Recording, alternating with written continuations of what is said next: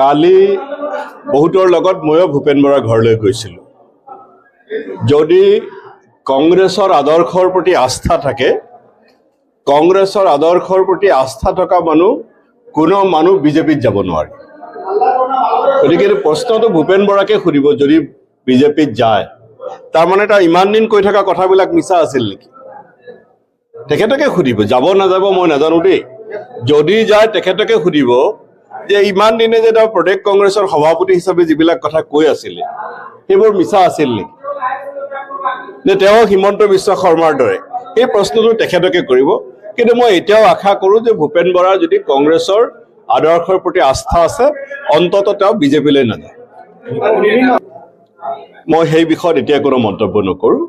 মই এতিয়া এটা কথাই কৈছোঁ, যদি কংগ্ৰেছৰ আদৰ্শৰ প্ৰতি ভূপেন বৰাৰ আস্থা আছে, তেওঁ কোনো কাৰণত বিজেপিত নাযায়। সেই মানুহ কংগ্ৰেছৰ পৰা ওলাই গৈ নিজে দল খুলিব পাৰে, অন্য কোনো ধৰ্মনিৰপেক্ষ দলত যাব পাৰে, কিন্তু অন্ততঃ বিজেপিত নাযায়। মান অভিমান কেতিয়াবা থাকে, অভিমান কৰি স্বাভিমান অভিমান যি বুলি কওক, মই নিজেও 3 দিন দলৰ পৰা নাছিলোঁ, কিন্তু আমিতো বিজেপিত যোৱা নাই।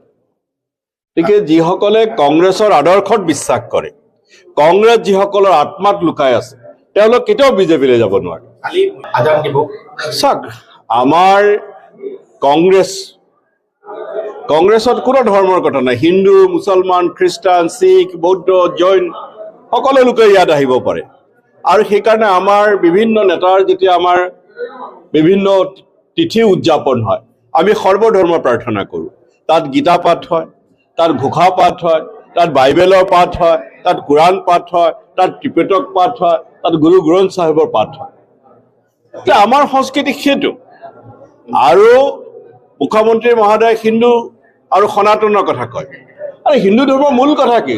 সৰ্বধৰ্ম সমভাৱ। হিন্দু ধৰ্মৰ মূল কথা সৰ্বধৰ্ম সমভাৱ। মুখ্যমন্ত্ৰী মহোদয় ইনডাইৰেক্টলি হিন্দু ধৰ্মক অপমান কৰি আছে।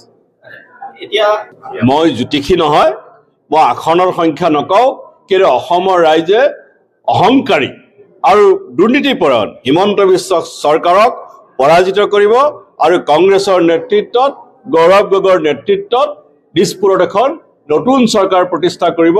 সেই বিষয়ত মই আত্মবিশ্বাসী আছে। তেখেত আহি আছে, অহা নাই, আহিব। দৰ্শন, হিন্দু ধৰ্ম, হিন্দু দৰ্শন আৰু হিন্দু সভ্যতাৰ প্ৰতি কংগ্ৰেছ দলৰো অপৰিসীম শ্ৰদ্ধা আছে, ব্যক্তিগতভাৱে মোৰো শ্ৰদ্ধা আছে। আৰু হিন্দু ধৰ্মৰ সংস্কৃতিয়ে সহিষ্ণুতা শিকায়। হিমন্ত বিশ্ব শৰ্মাটো অসহিষ্ণু, যোগী আদিত্যনাথটো অসহিষ্ণু। অসহিষ্ণুতা হিন্দু ধৰ্ম, দৰ্শন, সভ্যতাৰ অংশ নহয়। মই আকৌ কৈছোঁ, অসহিষ্ণুতা, ইনটলাৰেঞ্চ হিন্দু ধৰ্ম, সভ্যতা, সংস্কৃতিৰ অংশ নহয়। আমি কংগ্ৰেছৰ কোনো ব্যক্তি যোনে হওক, তেওঁলোক কেতিয়াও হিন্দু ধৰ্ম, সভ্যতা, সংস্কৃতিৰ বিৰোধী নহয়। আমি নকল হিন্দু, হিমন্ত বিশ্বৰ দৰে, যোগী আদিত্যনাথৰ দৰে নকল হিন্দুবিলাকৰ হৈ বিৰোধী। আমি সুবিধাবাদীবিলাকতো গৈ থাকে, সুবিধাবাদবিলাকতো গৈ থাকে। আৰু বিজেপি কেনেকুৱা আকাল হৈছে, সমস্যা হৈছে ভাবক। আজি বিজেপি দলত বিজেপি বিচাৰি পাবলৈ নাই। আজি RSSৰ ইমান ভাল দৰ্শন বুলি কয়, RSS বিচাৰি পাবলৈ নাই। বিজেপি দলত চাব, হয় কংগ্ৰেছৰ মানুহ আছে, নহ'লে অগপৰ মানুহ আছে। বিজেপিৰ মানুহসকল ক'ত হেৰাই গ'ল? ৰাজেন গোহাঁই আছিলে, ৰাজেন গোহাঁইৰ দেউতাক অসম বিজেপিৰ প্ৰতিষ্ঠাপক সভাপতি, ওলাই আহিবলৈ বাধ্য হৈছে। আৰু মানুহ আহিব বিজেপিৰ পৰা। নলবাৰী অশোক শৰ্মা ওলাই আহিছে, আৰু ওলাই আহিব।